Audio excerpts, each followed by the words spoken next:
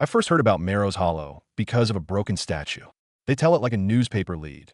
The parish's Madonna, hand blown off by some night wind or some careless kid, found face down in the dirt behind St. Jude's. For me, a reporter who writes features for a regional website and who has lived long enough among rusted tractors and church bake sales to know the vocabulary of small griefs. It was the kind of thing that smells like trouble. A busted Madonna is rarely about stone and paint. It is about meaning undone for the people who have been kneeling to that face for 3 generations. Marrow's Hollow sits off Highway 17, past a bridge whose stones are slick with lichen and old names scraped into the mortar. The town is built on a low hill that the map calls Ridge, where corn silos throw long shadows in summer, and the Baptist church bell rings out 3 times at dawn like someone saying a prayer over the fields. There's a diner with a window counter that still knows how many eggs the men from the mill want, and a feed store whose cat, everyone agreed, had a look that suggested it knew everything the town had forgotten. Legend there moves easily between porch gossip and actual history. They tell of a washed-out bridge from 1918, a ghostly light on the railroad at Harvest, and an old story about a woman who walked out into a storm and was never seen again. People in Marrow's Hollow keep their small rituals like the weather, habits that mark time. The Madonna in the churchyard had been there since my grandmother's time. She was a white plaster statue, arm uplifted, paint long flaked, a crown of plastic flowers looped at her feet most Sundays. Kids hid coins in the hollow of her base. The priest, Father Dempsey, kept a can of thin blue paint in his office ready for touch-ups. When we found the statue face down and cracked, the town did something rare. It felt bruised. I went down the day the police tape was still a neat yellow ribbon. The morning after someone had left a paper cup of cigarettes by the parish steps like an accusation. Why'd they do it? Mrs. Carver asked me in the parking lot, palms balled at her apron. She ran the volunteer thrift that paid the light bill for the church. Her eyes had a lake of worry in them. She said, "It's not about that plaster. It's about respect." It was hard for some folks to imagine a motive. Wednesday's high school kids had been complaining about the church's outdated morals. A group of hunters had parked near the hill Friday night. A stranger had been seen walking through town the week before, a man who muttered to himself and spat when he passed the cemetery. In small towns, causes line up quickly because people need explanations. Suspicion pointed at teenagers. The sheriff suggested vandalism. The pastor said he would pray for it. People promised to raise money. A gardener across from the church chewed his lip until blood showed. After the statue was found, a string of odd misfortunes started to peel the town's patience thin. A crop duster crashed in a field where the Johnsons were harvesting pumpkins. The pilot walked away, but the plane burned to a blackened skeleton. The miller's dairy herd fell ill overnight. 20 cows wobbled and coughed. One had to be put down by a vet with a soft voice. Mrs. Carver's 11-year-old grandson woke up screaming about a woman with empty hands. The dog from the feed store, the one whose eyes were like slow moons, stopped eating and stared at the churchyard until his owner took him to the vet. Folks called those things signs. Other folks called them coincidence. But the argument went on in the diner in plain voices and quiet ones, because where I come from you never call a town's fear crazy out loud. It got stranger in the way people started to speak about it, as if the statue's fall had stolen something larger. Not just a plaster hand, but a lease on normalcy. At the Methodist potluck, someone said, "We used to have a good feeling about this place. Now it's like we stepped in oil." The high school coach told me quietly that the kids were afraid to walk the hill at night. The sheriff said they had an open case, but no suspects. The priest prayed with a congregation that felt itself small against the size of the questions. Then came the dreams. I met a woman named Lila at the hardware store, where she worked the register and where the radios kept playing old country songs. "I dream about roses," she told me before I even asked. She said it with the flat authority of someone who could name the kind of nail the town needed. Roses and a hush like the inside of your mouth when you swallow hard. Another man, a retired schoolteacher who lived alone behind a row of pines, told me his dream had the Madonna standing at his bedside at 3 in the morning.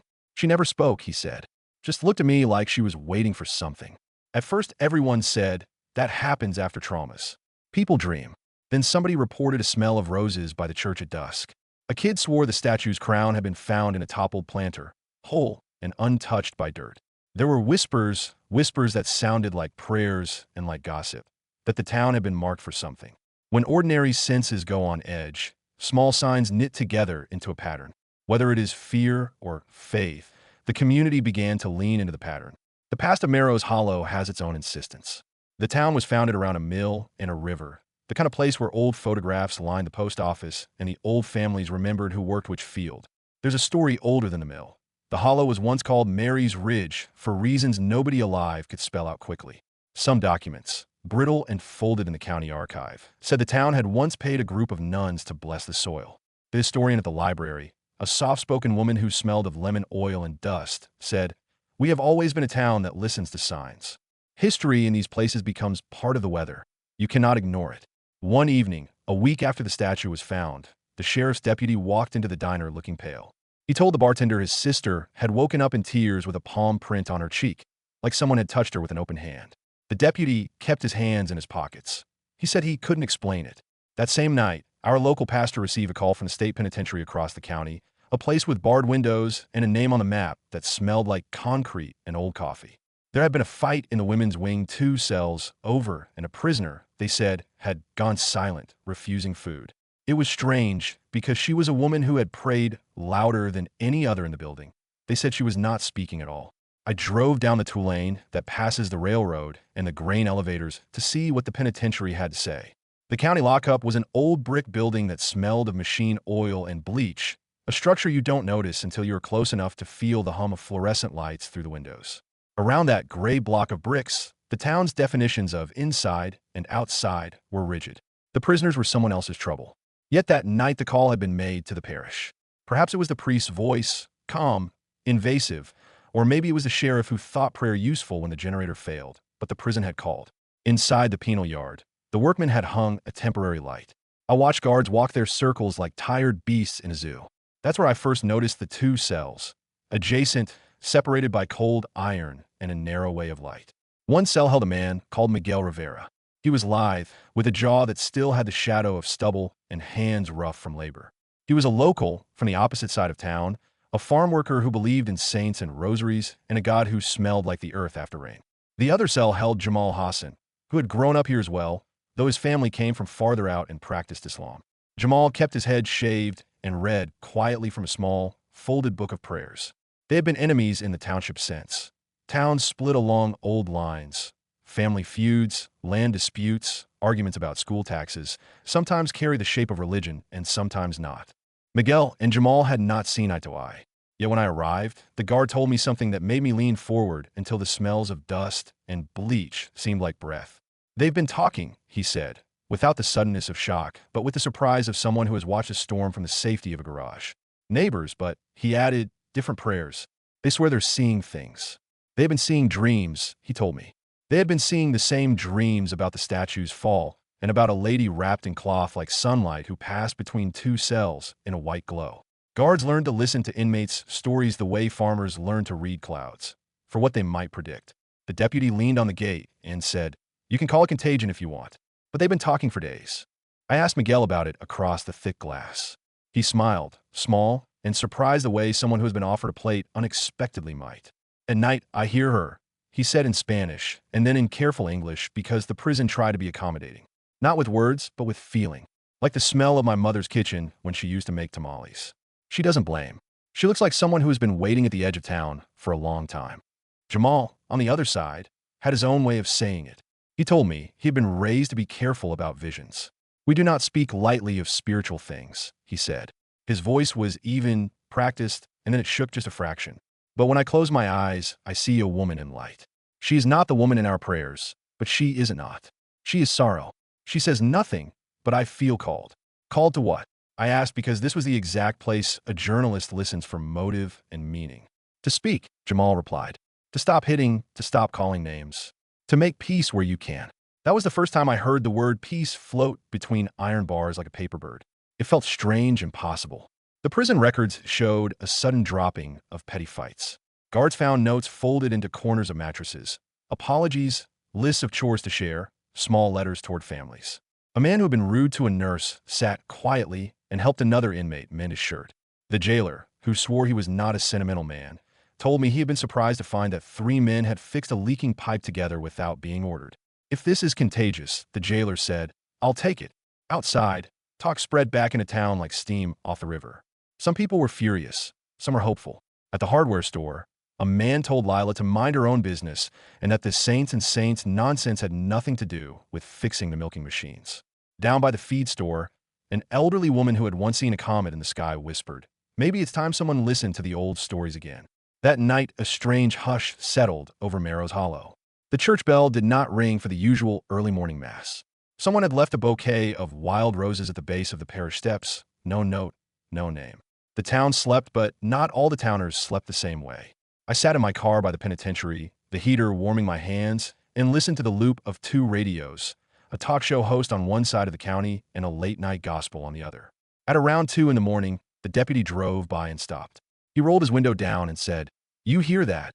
There's a sound like soft humming, not from the prison, but from inside it, like a choir warming their voices, or like the sound a single person makes when singing to themselves to remember the right word." I told myself it was the fluorescent lights above the block or the pipes or someone humming out of loneliness. Then I heard it again, clearer. Two voices, and then a pause, and then Miguel's voice, low and certain, saying, "She is here." The deputy and I looked at each other. He fumbled in his pocket for a cigarette and didn't light it. Around the corner of the lockup, the shadow of the guard tower sliced the moon, and a dog in a nearby yard began to whine. I wanted to believe it was a trick of fatigue. I wanted the rationalization of a column inch and a half on the back page. But when Miguel said, "She is here," the air seemed to change shape like a curtain pulled back a hair. Then a sound came from the corridor, a clink of keys, a guard coming to check the block. The deputy straightened, and I drove away with the heater clicking, carrying with me a sentence like a live coal. "She is here." I don't pretend to tell you this as an absolute truth. I was an observer, and my notes are full of fragments and quotes, and of the small human machinery of towns that have been frightened into attention. But I will tell you this. After the whisper that night, more people began to claim something that made the town breathe differently. Miguel and Jamal stopped shouting across the concrete. Inmates swapped cigarettes and soap and, story says, bread. Those were small things, but they were the kind of small things that stitch wounds. Outside, people began to talk about rebuilding the Madonna. Some wanted a new statue, pristine and paid for by the town. Others wanted the old one mended and set right, with its scar visible, a reminder that repair is part of faith. Father Dempsey said only that they would do what the people asked. The sheriff said they had an open investigation and no further comment. There were warnings, too. A woman who claimed to have once seen visions told a reporter from a neighboring county that miracles were not toys. "They do not come to entertain," she said. "They come to change you, or to awaken you, or to warn you." People in the diner nodded, some with fear, some with a look that belongs to those who have felt called and are not sure they can answer. And somewhere in the concrete cold between two cells, a woman in white walked, or didn't walk, and two men from different faiths found themselves speaking in a way the town had not heard those words before. They spoke of small kindnesses and of things like repair and of letters home. They started to make plans for when they were released. I drove home that night with the road fogged and my mind full of the endless things a small town can twist into meaning. On my table sat a coffee cup with a ring of old lipstick and a morning paper folded to the obituary page. The radio murmured when I switched it on. I made notes. I kept thinking of the deputy's whisper and Miguel's voice. I had an entire stack of witnesses, a pile of dreams, and the raw, terrible human fact that when people in a town believe the same thing, whether it is a ghost or a vision or the conviction that a broken statue matters, they begin to act differently. The last image I wrote in my notes that night was simple and strange. Two hands, one dark with work and one light with the smudges of prayer, reaching through a narrow gap of iron bars. Between them, for a moment, a scent of roses. Then my pen stopped because the keys at the foot of my bed began to ring. Someone was at the door at 3 a.m., and when I opened it, the neighbor's porch light was on, and he was standing there with his jacket buttoned up against the cold. He said, "You'd better come down," and I saw he was shaking. "They say something happened," he said. "They say the guard won't go near the corridor anymore." I grabbed my notes and my recorder and followed him back out into the night. The town was quiet in a way that could hold its breath. We walked toward the prison, and a light cut across the horizon. In the distance, the church bell was beginning to toll, slow and heavy, and it kept tolling even as we neared the gate. The tolling was not the sign of joy. At the gate, a guard met us, eyes hollowed by too many nights of flashing lights. He held out a hand to stop us and said simply, "You shouldn't be here. It isn't safe." "What's happened?" I asked. "Go home," he said. "You'll hear it on the morning radio." I wanted to push, to ask the question that bangs at the end of every good investigation. What exactly did they see? But the guard's jaw tightened and the keys at his belt jingled.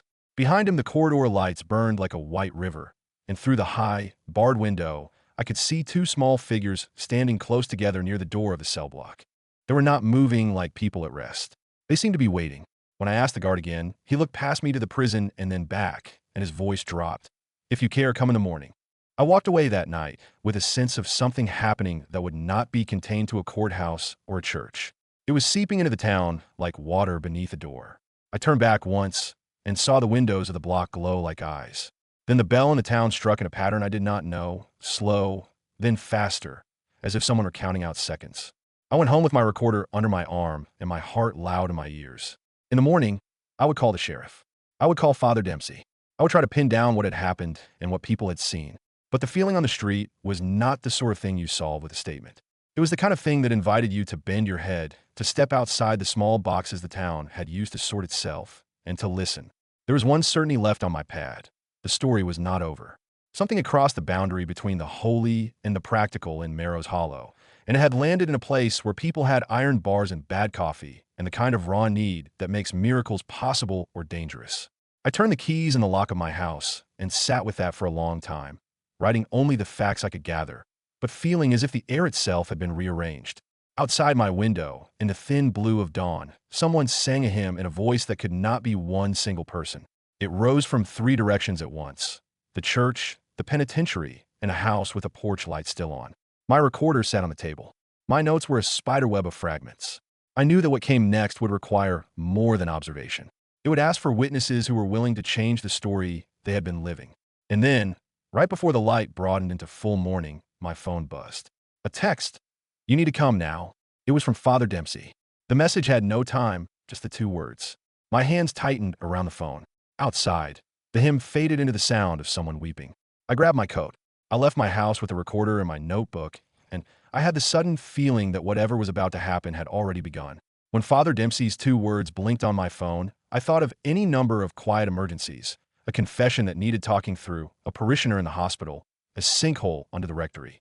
I did not expect to find a church full of people I had once thought of as strangers: farm hands, a retired imam, kids from the high school, guard with keys at their belts, and the two men from the county lockup sitting side by side in the front pew. It was just after dawn when I arrived. The church smelled of coffee and wet coats. The Madonna's base stood covered with a clean sheet at the altar where Father Dempsey had set it. He had the look of a man who had been up all night and had prayed until his voice had softened. There were wild roses placed around the parish steps. Some were dew-wet and bent the way wild things do when they are placed into hands that do not know how to hold them. The pews held people who usually avoided one another. Mrs. Carver had her hands clasped with Lila's. Coach Mendoza was talking quietly with a retired teacher who had once taught history to half the town. Even the sheriff had pushed his cap back and sat in the second row, his face drawn as if he had seen a small, private fear. "What happened?" I asked Father Dempsey as I sat down on the edge of a pew. He pointed with his chin toward the back of the church where the prison van had been idling and where two guards, one in uniform, the other with sunburned knuckles, stood like men who had been given permission to be afraid. "They brought them here," he said, voice flat. "They said those two wanted to come. They said they would go where the people go if the people would let them." It felt odd and holy at once, that small phrase. The people in Marrow's Hollow still meant something. People still gathered around things that seemed to matter. They had gathered that morning around a cracked plaster Madonna and around two men who used to be enemies. The guards told me later that Miguel and Jamal had asked, quietly, for 1 hour outside their cells. They said the men needed to be near the statue. They said they had to see it. They sat on mismatched chairs where the choir usually rehearsed. Miguel's hands were blistered and pocked with calluses. Jamal's palms had the soft skin of a man who had once prayed with his fingers. They were not the same men who had been recorded in old complaints and slurred in late-night fights. There was a new stillness between them, the kind that happens when two people decide to stop talking and start listening. "She came to us," Miguel said when the priest asked. His voice held a kind of quiet courage that made the wooden pews feel brittle. "Not with words, with the feeling of my mama's kitchen. She didn't point fingers. She just looked and asked us to stop making harder the things that are already hard." Jamal nodded. "I saw her there between the bars," he said. "Light, like a curtain with a woman's shadow. Not in my holy book, but hers." We each felt the same thing. It didn't change our faith. It widened it. I asked what they meant by widen. Miguel looked at Jamal and then at the statue, the face of the Madonna covered now, but turning toward them the way a parent turns toward a child who has woken in the night. "We woke up from so much fighting," he said slowly. "We woke up to the ache we've built in our hearts, brick by brick." She didn't scold. She made us look at the cost. He tapped his chest where a scar showed white. I couldn't bear to keep being the kind of man who makes others small. People in the church made small noises, some skeptical, some moved. An old woman in the back, the one who once claimed to have seen a comet, wept quietly and said, "It's mercy." Mercy was a word that fit like warm clothes in a cold morning. After service, the congregation lingered. Folks who had not spoken in years hugged. It was not a tidy reconciliation. It was messy and awkward. Jamal and Miguel, two men from opposite corners of town life, told stories about their mothers, about small sacrifices when money ran short. A woman in a headscarf I had never seen in Marrow's Hollow before. Her name was Aisha, and she had come with the imam who had begun attending services informally at the invitation of Father Dempsey. Handed Miguel a loaf of bread. "It is the bread that matters," she said. "We share it. That is how we begin." Outside the church, near the small garden where the Madonna had stood, Father Dempsey unhooked the sheet. The statue's face was not perfect. Its nose had a faint line where it had cracked, but someone had placed the missing hand back in its original position. It fit as if it had always been part of it. No one had explained how it had come to be whole again. The sheriff later told me they had cataloged the piece as evidence, but that in the kitchen of the rectory, under a towel, lay the hand no one had a good explanation for. The evidence log recorded one thing. The people felt another. Rumors multiplied in the weeks that followed. The television van from a nearby city came and left when their satellite failed to pick up a signal. A pastor from across the county came to preach that miracles could not be trusted unless they led to repentance. A skeptic columnist wrote a piece calling the events mass hysteria with a convenient prop. But among the people who lived in Marrow's Hollow, something had shifted. At the prison, the change was practical as well as spiritual. Guards spoke of fewer fights and of men who began swapping food and chores. The nurse recorded fewer calls to the infirmary for petty complaints. Miguel and Jamal started a small routine. Each morning they would sit by the cell window and recite lines from prayers of their faiths, mixing prayers in a way that made the guards uncomfortable at first. The men from different wings began to leave notes. One man apologized to his brother-in-law in a letter that read, "I was wrong." Another sent a small, handwritten list of tasks he promised to do when he was released. Jamal wrote a post-it and stuck it on the cell door. It was simply the word repair. News of small repairs spread into the community. The Millers, whose cows had fallen ill, asked a neighbor to help fix a water trough. That neighbor, whose family had argued with the Millers for years over a boundary, came and worked until dusk. He did not ask for a favor in return. The feed store's cat began to eat again. A boy who had once been arrested for throwing rocks at the church came back to help repaint the parish steps. He did not tell anyone he was doing it to make up for his trouble. He simply showed up with a brush. Sometimes the signs came in ways people could not explain. Mrs. Carver, who ran the thrift of St. Jude's, told me about a night she could not sleep. "I smelled roses at 2 in the morning," she said, hand on the sleeve of her coat, as if it might still be fragrant. "Not like the fake ones you buy, like the ones my grandmother grew. I thought I was losing it." She laughed a small raw sound. Then I found an envelope in the donation box. A stranger had left $50 with a note for the bills. "Please, fix the light. Pay the heat." I don't even know who it was. There were those who fought the change. A small cadre of men met at the diner and argued that the prison should do more to enforce discipline. If they get soft, who will tell them right from wrong? One of them said, slapping the counter for emphasis. The sheriff, who had tired of statements that made no one safer, insisted on records and asked the state to check the chain of custody for the statue's hand. They asked the guards about the men's stories and received only the usual tired shrug. So the town found itself split between two modes, one that wanted to catalog and control, and another that wanted to kneel and trust. That schism intensified when more strange things began to happen. Smaller, more intimate things that crept into people's houses like a soft light. A child healed in a way doctors might call unexplained. Little Avery Hart, 5 years old, had been born with an eye problem that the doctors said might need surgery. His mother, a firm Methodist who said she did not believe in charlatans, told me she had prayed and prayed until the palms of her hands were red. She took her son to the church after the Madonna was returned. He slept in a pew while Miguel and Jamal sat and offered quiet words.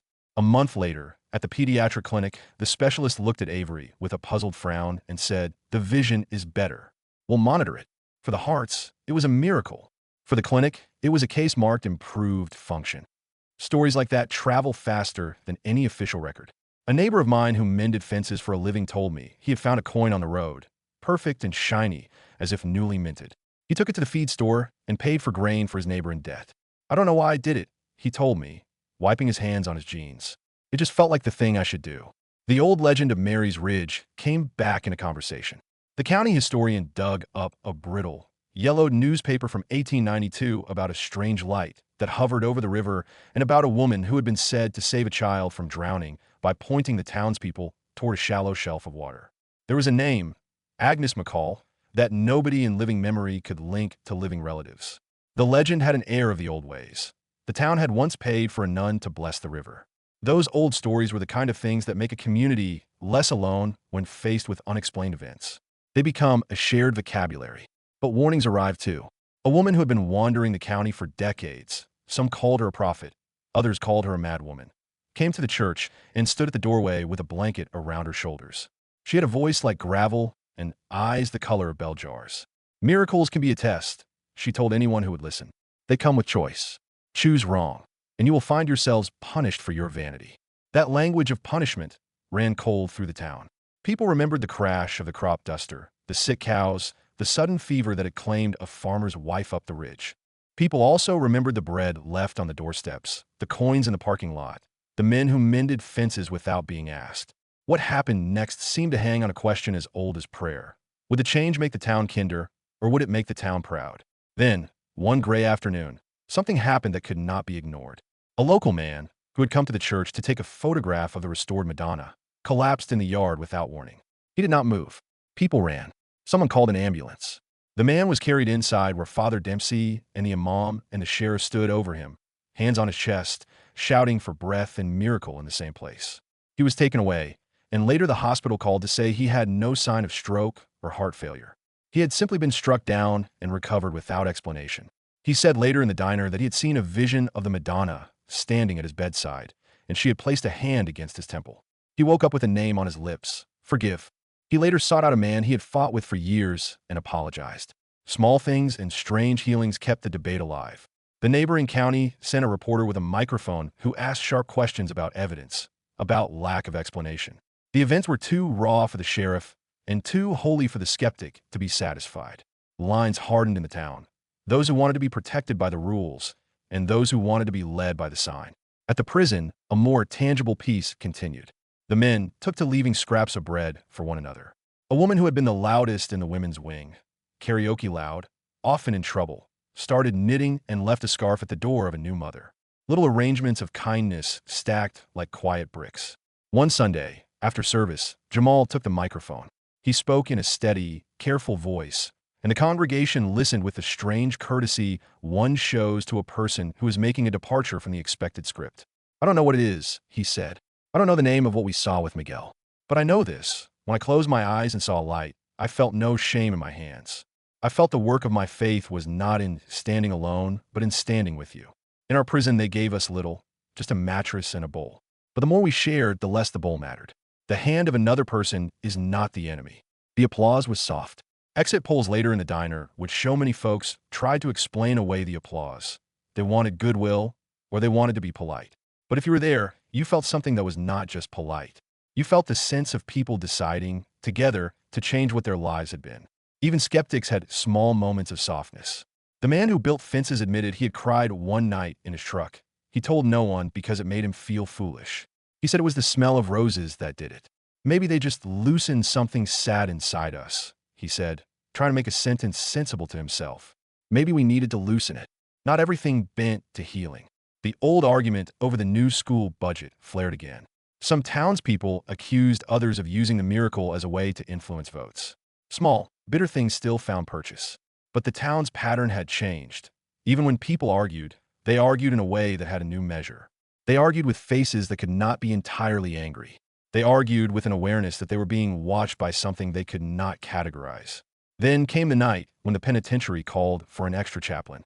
The guards said voices had been heard, different from the normal clamor. They reported a humming that rose up from the corridor like a prayer. Miguel and Jamal had been kept in protective segregation because they'd been given sudden attention from reporters and curiosity seekers. But that night, 2 guards swore they had seen a pale figure pass between the cells. It did not speak, neither did it move like a person. It moved like an idea, silent, inevitable, and liminal.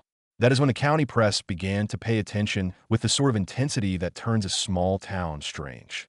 Cameras appeared at parsonages and at the penitentiary gate. Reporters took quotes and photographs. The sheriff's office released statements that read like the cover of a bandaged wound. We continue to investigate. We have no further comment. The priest kept answering in the same steady voice. Prayers, he would say. We will keep praying. And yet, beneath the statements and the camera flashes, people kept doing the simple things that had begun to mend the town. Sharing bread, telling the elderly neighbor they'd mow her lawn, repairing fences, helping a child to cross a field. Those small acts began to form a pattern more durable than any headline. If there was a miracle, it wore work boots and a messy grin. One late night, I stood by the river bridge. The wind pushed at the trees, and the water moved like a ribbon. The mill whistle moaned in the distance. I could see the lights of the town and the darker rectangle of the penitentiary beyond. In the hush, I heard a prayer, not a sermonized prayer, but a low, human thing of people asking a question that could not be only answered by logic. I thought of the woman who had once walked into a storm and never returned, of Agnes McCall, whose name the old papers kept like an ember, and I felt for the first time the exact shape of what this story might do. It could either sew people together, or it could tear them apart with fear. The next morning, Father Dempsey found me at the diner, his collar dusted with flour from the bake sale. He looked older suddenly. They're saying things in the corridor that don't make sense, he said, voice low. They say the Madonna spoke. He did not laugh. He did not scoff either. There was a gravity in him that made the coffee in my cup taste like the words in his mouth. What did she say? I asked, though I feared the answer. He folded his hands around the cup as if to keep it from shivering. Not words, he said. Something like a name. And then a list. People are remembering wrongs they did and going to those they've wronged. At the prison, words spread quickly. Men who had hidden shames were coming forward to ask forgiveness. A man admitted to a theft he had committed 20 years before and returned a chain to a woman who had once called him friend. A teen who had been part of a gang apologized to the mother of a boy he had hurt in a fight and asked how he might repair what he had done. These small confessions changed lives. They did not erase pain, but they made a new kind of light, the light of accountability.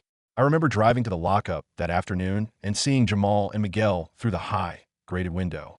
They were standing close, heads bowed. A guard told me, offhand, that families had come to ask for leniency and for what might be called clemency in the old language. The governor's office had begun to ask questions about early release recommendations. There were petitions and signatures taped to the interior of the deputy's office. The men were not paroled. The law had its own tempo, but the way the town moved toward mercy seemed to accelerate, sometimes bumpy, sometimes sincere. All of that good momentum of bread baked and fences mended and apologies made was threaded with an undercurrent that could not be denied. Warnings. The wandering woman warned of vanity. The skeptic called the town gullible. The sheriff worried about vigilantism. The more people leaned into grace, the more someone somewhere felt outraged. People who had never believed in angels began to fear them because they feared the way miracles could ask too much. It was on a night like that, fog thick in the fields, radio static on the low stations, and a moon that was thin as a fingernail, that I received another text from Father Dempsey. It was a single word, come. No time, no place. Just the shade of a command you obey when you believe the night might need witnesses. I drove toward the prison because my feet had an answer before my brain. The road smelled of damp straw. The lights of the penitentiary watched like a distant lighthouse. I parked my car in a place where the gravel sang under my shoes and walked up to the gate. The guard at the gate held out his hand and stopped me like the last man between the town and what might be holy. He looked tired, and when he spoke, his voice had the brittle edge of a man who felt he had watched the world tilt. You can't go inside, he said.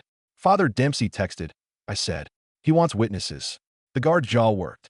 He went in, the man said. He went in with 2 men. He hasn't come back out. My heart dropped in a way that made my legs light. The guard said, we hear singing. It isn't human.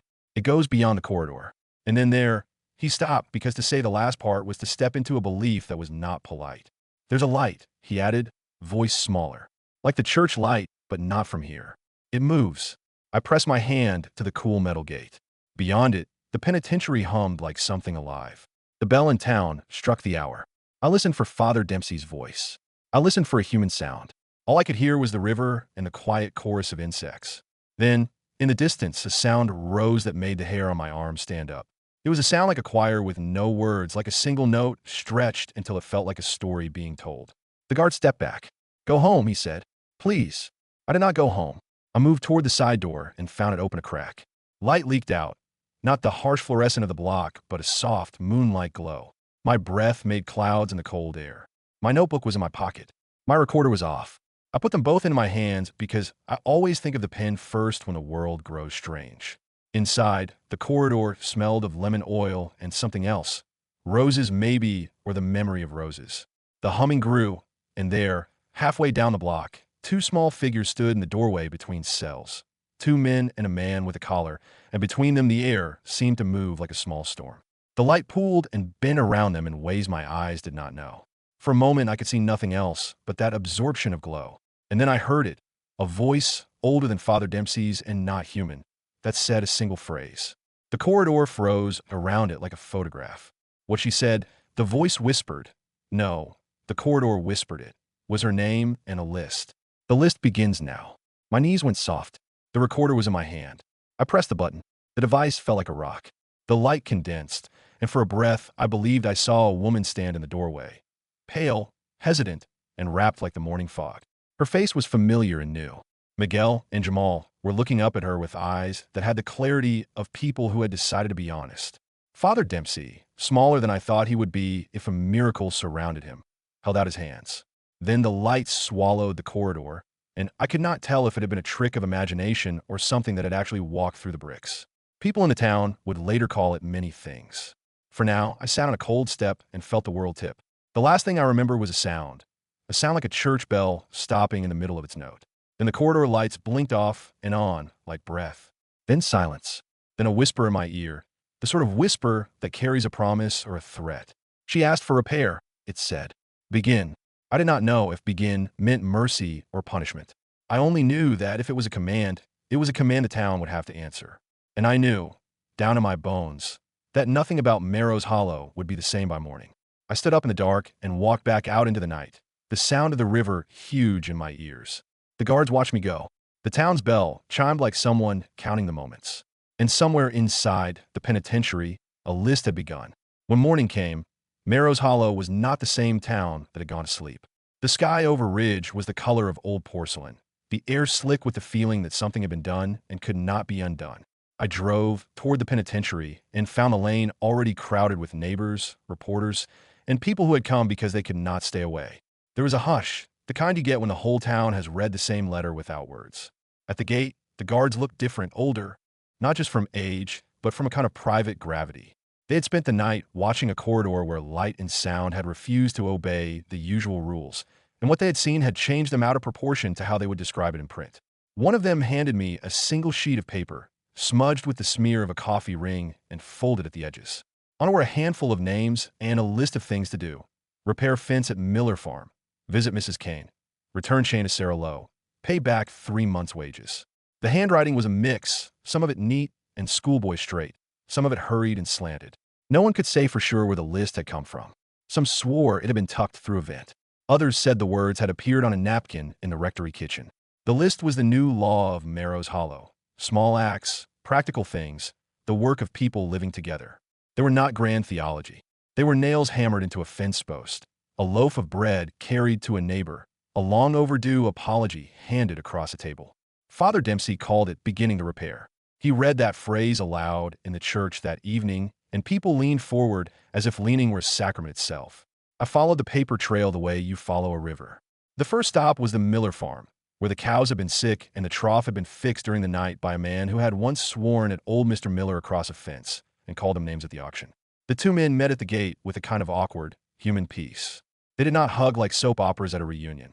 They passed a bucket and mended a pipe together in the cold. They talked about feed and weather. The conversation felt holy because it was honest. Next I found Mrs. Kane, an elderly woman who lived alone and whose son had not visited in years. A group of teenagers, some who had been raised on dirt roads and some who had once been on a list of suspects for churchyard mischief, came that day with a bag of groceries and a ladder. They changed light bulbs and trimmed branches and sat on her porch to listen to her tell stories about a bridge that had been washed out when she was a child. She wept when she thanked them, and the teens wiped their hands on their jeans and stood quiet, as if something enormous had happened and they were small parts of it.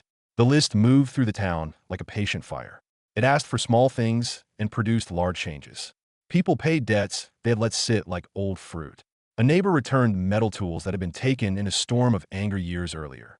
Apologies were made over kitchen tables with coffee cooling in the cups. Jamal and Miguel sent letters to families who had complained about their fights. asking forgiveness with words that were simple and embarrassed. Those letters were read and received. Some families replied with hard grace, others with tears. Not all responses were easy. There are those who disliked being told to change, who wanted the town to remain a ledger of rights and wrongs, who found the gentle pressure of repair intrusive. A man who ran a small Sacramento shop began selling blessed rosary bracelets at double price, promising protection to anyone who bought them. People in town, some hungry for simple safety, bought them and then regretted it when a storm took half his signboard down and burned a section of his roof that night through an errant electrical fire. No one could prove the connection between greed and flame, but the man closed his shop for a while. He told reporters he had learned, which is how men say they have been chastened. There is also the more concrete consequence. A boy named Tommy who had stolen a chain from a neighbor and sold it ended up returning it with his mother and standing at the door while the neighbor accepted the apology.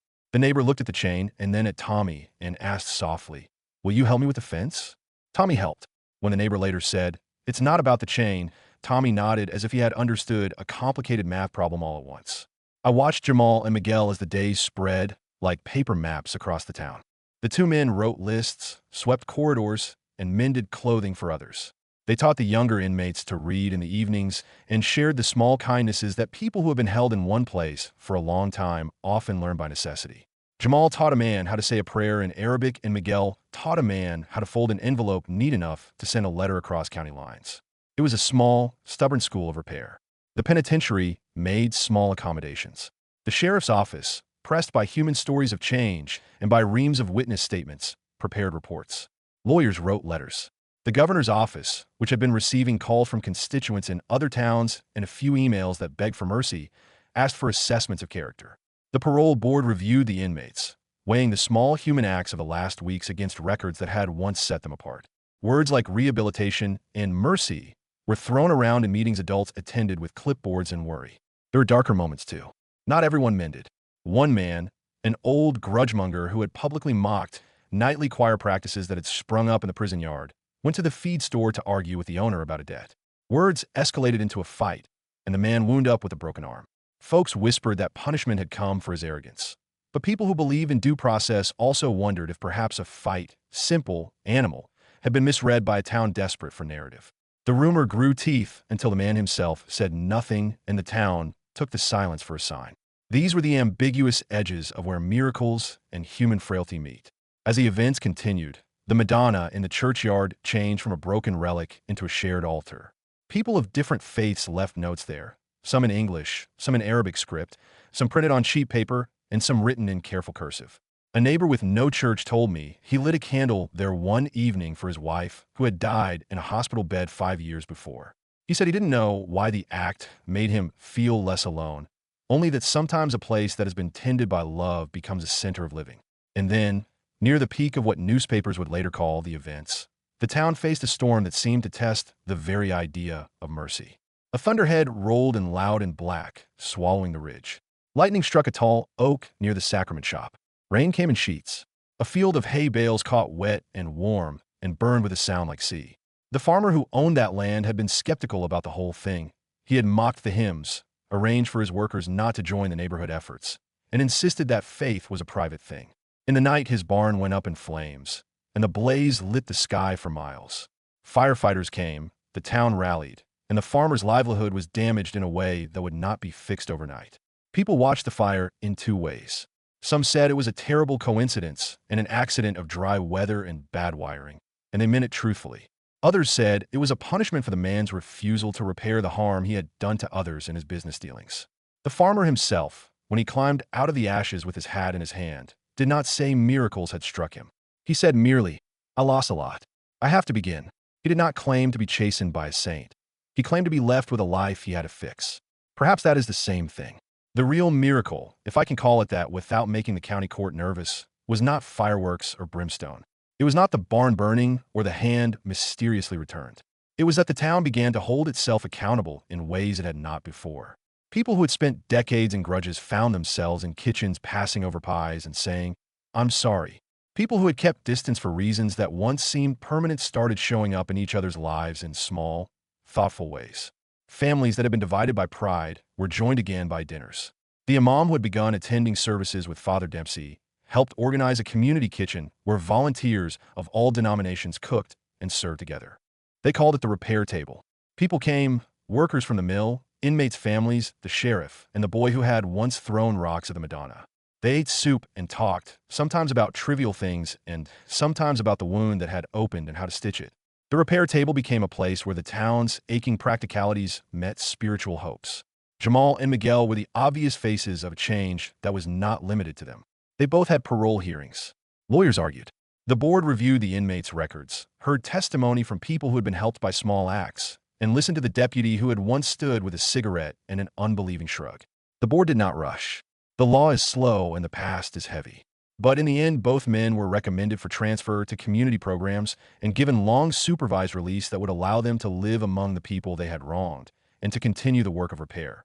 The townspeople raised money to pay for tools and for a place where the men could learn trades. They did so quietly and with hands that trembled slightly as they handed over their envelopes. If there was a terrifying note left in Marrow's Hollow, it was this: miracles ask for surrender. They asked that people give up a little certainty and take on the harder labor of forgiveness. For some, that labor was joyful. For others, it was a stone to carry. Not everyone wanted to carry it. Some left the town in the weeks that followed, moving trailers down the highway, selling homes, or simply folding themselves into silence. They found their reasons. The town did not force them. It simply changed the gravity of what it asked of people. Years later, when I walked the ridge again, the Madonna's base would show a new crack that someone had repaired with visible seams, and nearby a plaque bore a simple line: begin, repair, remember. People lingered by it on hot afternoons and left coins and notes in a little box. Children drew chalk pictures at its feet. The penitentiary improved its counseling programs, and some inmates learned trades that kept them out of trouble. The repair table continued and grew into an outreach program. Jamal opened a small tutoring center with books he had been given. Miguel worked at the feed store and taught a woodworking class in the back lot. The town's actions did not erase the past. They made a way to live with it. There was magic in that slow making. It was not the blaze-splitting miracle some had expected, nor was it the patron saint walking down Main Street. It was simpler and in some ways more demanding. It was a town deciding to be the kind of people who answer a list with action. They cleaned up where they had not cleaned. They gave back what had been taken. They stood in lines and faced the faces they had once turned away. The moral, that spiritual experiences can heal social wounds, did not arrive as a polished sermon. It arrived in small, gritty acts of neighborliness that stacked up into a new culture. It arrived in a jail cell where two men of different faiths learned to share bread. It arrived in a kitchen where an imam and a priest stirred the same pot. It arrived in apologies that were awkward and in houses repainted because someone had promised to repair a fence. And yet, even as the town healed, a part of it remained haunted. People still told the story late at night, with the lights low and the curtains drawn. They told it to explain miracles and to warn about vanity. They told it to remind themselves that repair is ongoing and that even the most beautiful change has costs and ambiguities. Once in a while, a neighbor would say, in an empty voice, "Do you remember the sound?" And everyone in the room would fall quiet because they did remember and because the memory was not simply comforting. My notebook has pages where I tried to prove causality and failed. I have quotes from doctors who said some healings could be medically observed and others that could not. I have the sheriff's reports and the letters to parole boards and the invoices for fence repairs. I also have the faces of people who were kinder to someone else because they had been told to be. That is both a simpler and a stranger kind of evidence. When I left Marrow's Hollow months later, I drove past the repair table where soup cooled on a faded stove and a small crowd had gathered to share news and work. I watched Jamal hand a book to a kid who had never had one. I watched Miguel lift a plank onto a roof while another neighbor steadied it. The town had not become a miracle in the way postcards show miracles. There were still fights and petty jealousies and an old man who would not stop cursing out the morning choir. But the gestures had multiplied. The wounds, once raw and obvious, had begun to close with the slow, particular stitches of care. The last image I carried away was the Madonna on her base, now cleaned and with the missing hand set back in place. Around her neck, someone had draped a simple ribbon with both an Arabic phrase and a prayer card tucked into it. People from many backgrounds came and left things there that made sense to them. It had become, impossibly, a shared place. If you ask me whether what happened in Marrow's Hollow was real, in the only sense that science likes, I will not pretend to give a neat answer. What I can say with the certainty of a reporter who walked the same lanes as the people I wrote about is this: when a community chooses to answer a call to repair, whatever the source of that call, There's a kind of everyday miracle. It stitches wounds. It makes the practical supernatural. The prayer becomes pliers and bread and a phone call to a neighbor. Thank you for listening to this story. If this moved you, please like and subscribe so you don't miss future stories like this one. Hit the bell and share with someone who loves strange, small-town tales. Your support helps these voices keep being told. I'm grateful you stayed to the end. Remember, sometimes the most miraculous things are not the ones that fall from the sky, but the ones we build together by hand.